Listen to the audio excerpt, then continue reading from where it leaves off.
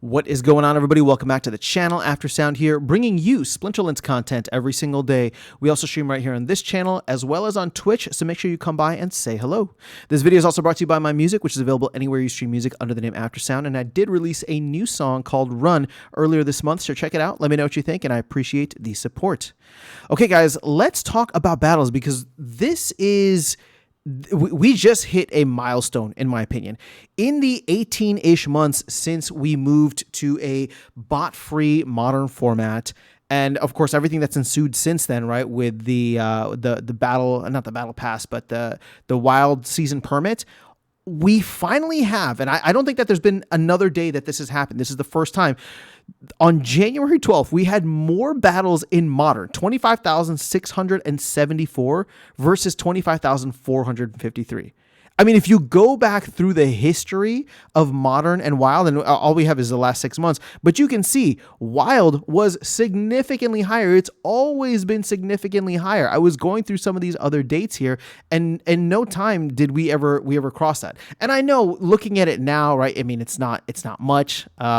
Let's see here. It's like a couple hundred, not even, right? But the whole point is that I'm trying to make is that we are finally at a point where modern format is more popular. And if you go ahead and take a look once again, just for the visual of this, you can see that modern format battles have actually been increasing, whereas Wild, to a certain extent, looks like it's been somewhat steady. Right. So I don't know. I find that fascinating because it means more people are playing. They're manually playing the game, which is fantastic. But, we are finally getting to a point where we're crossing this threshold. And again, I mean, obviously, since that day, Wild has been higher, but it is a significant milestone in my opinion. Now, the other thing that I want to share here is, again, like the Wild season permit purchases. We have like 12 hours left in the season. And you can see that the number of accounts that have purchased it has gone down once again, right? So this did start at the end of December, and you can see that right now we're at 2209 versus 2237. So it is down 1.3% from the previous season and down another 28 accounts. So we are seeing a significant decline, especially if you look at this across the last quarter, we'll say, if we go to like the beginning of October or something. So let's see, September 30th here, 2461. I mean, we've lost, what is this, 250 accounts at this point, a little bit over 250 accounts in that time frame. In fact, let's see here. I think we can do that. Yeah, 252. My math was right.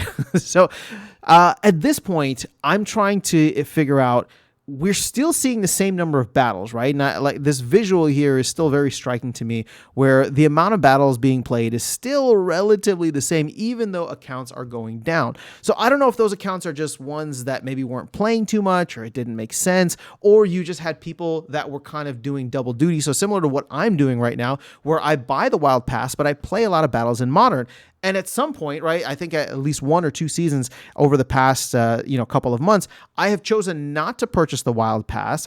Maybe it might have just been 1 season where I chose not to purchase the Wild Pass and play every battle. And I think because the rewards are so, vastly different, and that's something that I'll get to as we close out the video. Since the rewards are so vastly different, I think it's fascinating that we are seeing this trend happen. Now, to close the video out, to talk about the rewards, this is where it's a little baffling for me still. Although my guess is that it really just comes down to SPS staking. So what do I mean by that? We know that the SPS staking requirements in Wild are double that of what is required in Modern format. So the thing is, I play at a lower league. So I'm going to have this on a separate screen here. Like, for example, I'm in Diamond 1 in Modern, whereas I'm in Champion 3 in Wild. Again, it's a difference there of just like 1 league, but it's Champion versus Diamond. Now, in my most recent win in Modern, I get around 3.6 to 4 SPS, right? It really just depends on some of the bonuses. Whereas in Modern, I'm making 9.2, 8.8, 8.5, 7.7, right? So it's like 2 to sometimes even 2.5 times the amount of SPS. So I find that interesting, and I'm wondering if there's going to be a situation in which we reduce, if there will be a call to reduce the amount of SPS staking requirements in Wild now that we have essentially solved that problem, or does it make sense to keep that in Wild, as Wild is where, you know, people who have a lot of the older cards have probably been around for a while probably have a higher SPS stake. Now, the thing is, we want to encourage people to play in there, and we want the rewards to actually be somewhat decent. And as we're getting to this point now where there is a bit of parity in terms of the amount of players and the amount of battles being played in both, again, the question then becomes, should we equalize them both? Should we make them the same in terms of their requirements? And in that way, right, like, it'll be a true option where it's not like, oh, I'm just forced to go into Wild, or I'm forced to stay in Modern because of X, Y, and Z.